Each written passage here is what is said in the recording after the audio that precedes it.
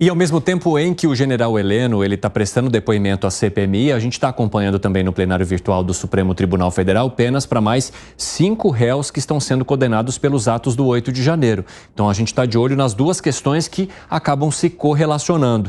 E essas penas variando entre 12 e 17 anos de prisão, na visão do relator, que é o ministro Alexandre de Moraes. Então são penas que continuam sendo bastante incisivas e dando um recado grave em relação ao que essas pessoas cometeram, a exemplo do que aconteceu lá com os outros condenados. Agora, a diferença é que, vindo para o plenário virtual, não se tem a possibilidade de acompanhar a defesa feita pelos advogados. E isso é apontado até como uma questão de escolha do próprio Supremo Tribunal Federal, que não quer dar palanque para os advogados que estão fazendo a defesa desses réus do 8 de janeiro. Gani. Pois é, fere o princípio do contraditório, da ampla defesa, isso é abuso de autoridade, né? Isso é intimidação. E agora essas pessoas com essas penas, veja, Elisa Matsunaga está em liberdade condicional, né? Esquartejou uma pessoa, matou, esquartejou, está aí,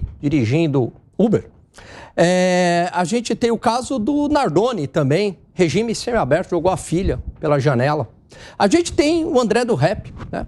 Traficante aí, super perigoso, solto, inclusive por um ex-ministro do Supremo, né? Tivemos que devolver o helicóptero dele, casa, iates e tudo mais. Então isso é que virou a justiça brasileira, ela perdeu completamente o senso de proporções.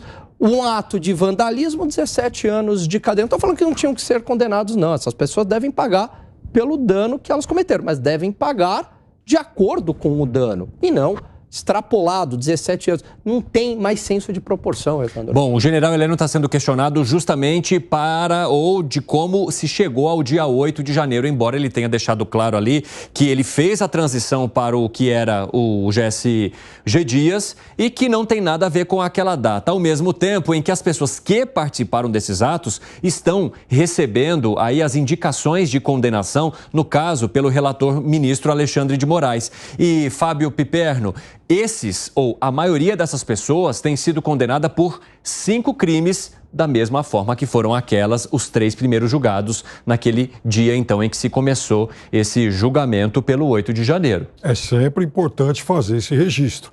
Essas pessoas não estão sendo condenadas por um ato de vandalismo. As pessoas estão sendo, esses 4, 5, eles foram condenados eles foram indiciados por 5 acusações. Não era um ato. Não é porque alguém entrou, quebrou uma vidraça, pronto, pegou 17 anos. Não se trata... Piperno, mas você concorda, tudo bem, mesmo somando tudo, sim, ainda é muito menos grave do que matar, esquartejar uma pessoa, jogar uma filha pela janela, tráfico de drogas. Aqueles que estão respondendo com penas menores são aqueles que não chegaram a invadir a sede ou que não provocaram nenhum tipo de destruição ao patrimônio público. Uma leva nesse final de semana, enfim, nesses últimos dias, que fechou acordos com a PGR por penas alternativas. Vão ter que prestar não sei quantas horas de serviço à comunidade e não usar redes sociais. Ou seja, é uma pena bem diferente desses 4, 5 aí que já foram condenados. Gustavo Segré. Eu mencionei o exemplo que deu Alan outro dia, me parece que é desproporcional, até por uma questão, não conheço questões jurídicas, como para entender quais são as provas que condenaram ou que fizeram os ministros condenarem essas pessoas nessa pena. Imagino que se teve alguma coisa que possa colocá-los nessa linha de raciocínio, dizendo, não, essa pessoa queria um golpe e ele com arma foi lá, me parece que aí teria mais justificativa. Dessa forma, me parece uma questão exemplar para evitar que outras pessoas pensem em fazer a mesma questão. E aí voltamos na mesma lógica da vez anterior. Muitas das pessoas que foram detidas e que estão sendo processadas sequer estavam na Praça dos Três Poderes. Eram pessoas que estavam em frente do QG, que foram enganadas para subirem aos ônibus. A gente está falando de um total de mais de 1.300 pessoas. Então, precisamente, não eram todas elas que estavam aí. Agora, tá certo, claro, essas pessoas não estavam, então terão penas muito menores. Mas, de qualquer maneira, eu tenho certeza que se o dia de amanhã alguém provocar uma manifestação pacífica, contrária ou criticando alguém, muita gente vai pensar antes de participar, precisamente por essa questão. Agora, Dávila, recentemente a gente viu a própria OAB se manifestando em relação ao Supremo Tribunal Federal pela escolha do plenário virtual. A OAB diz que esse plenário virtual ele não garante ao advogado a plenitude ali do seu exercício, ou não garante que o advogado consiga trazer todos os fatos que são necessários para a análise dos ministros. Então, na visão da OAB, é como se o plenário virtual facilitasse uma opinião que o ministro já teria antes mesmo de ouvir o defensor dessas pessoas que estão sendo julgadas. É verdade. Aliás, é um acúmulo de atentado ao Estado de Direito. Primeiramente, isso é crime comum, deveria estar na Justiça Comum, não no Supremo Tribunal Federal, onde não pode sequer recorrer, porque, evidentemente, não eram pessoas que tinham fórum especial aí para poder ser julgado pelo Supremo.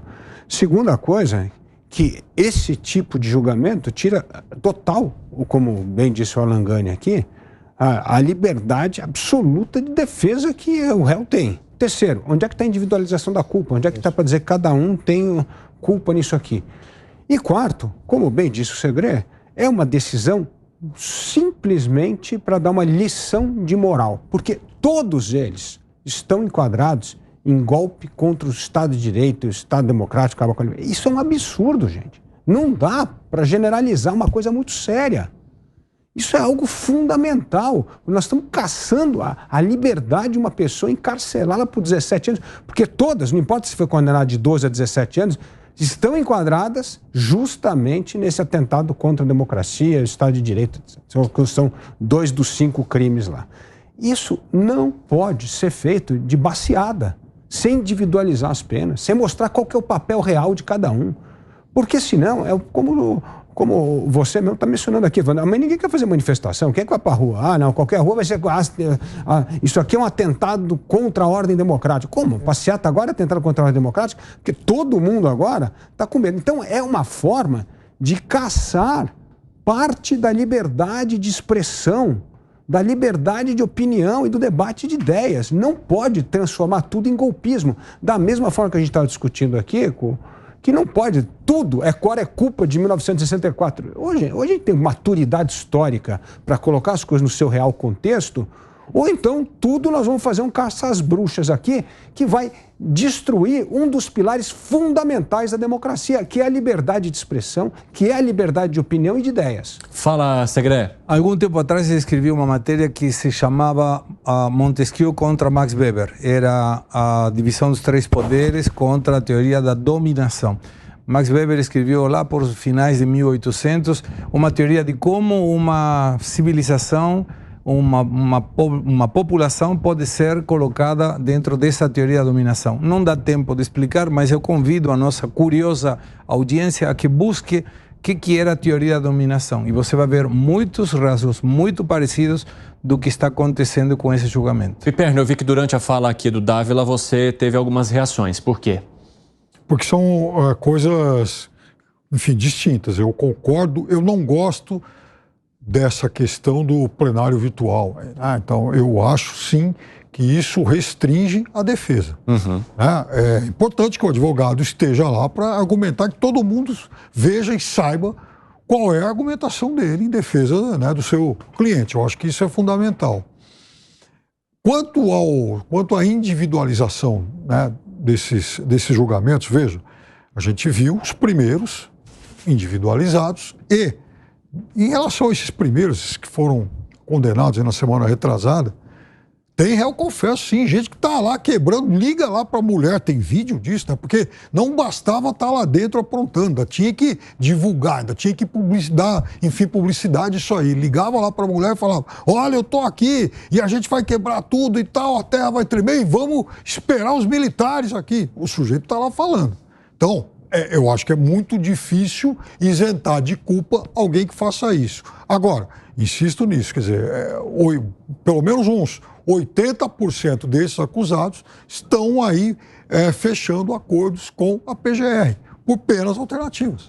Fala, Gani. Evandro, veja, aqui acho que os 4 concordam que ninguém está isentando de culpa, mas que a pena seja adequada ao que fizeram. Não, uma pessoa que depredou pegar 17 anos, uma pessoa que cometeu um assassinato da filha está livre. Então tem aí um senso de proporções. Uma questão da individualização também ela é fundamental. A pessoa que estava ali invadiu, mas não quebrou, ela não pode ser tratada de maneira igual com aquela pessoa que invadiu. E um outro ponto fundamental, essas pessoas deveriam estar sendo julgadas pela justiça comum, inclusive para poderem recorrer à segunda instância, eventualmente ao STJ e quem sabe até ao Supremo, mas já foram direto para o Supremo. E só para matar, eu não gosto o Dávila tocou num ponto que eu acho fundamental. Palavras abertas em linguagem, signos abertos, atentado contra o Estado Democrático de Direito, tudo vira atentado contra o Estado Democrático de Direito. É uma palavra abstrata, escorregadia, e essas palavras, que são signos abertos, que podem representar qualquer coisa, elas são utilizadas justamente para uma censura.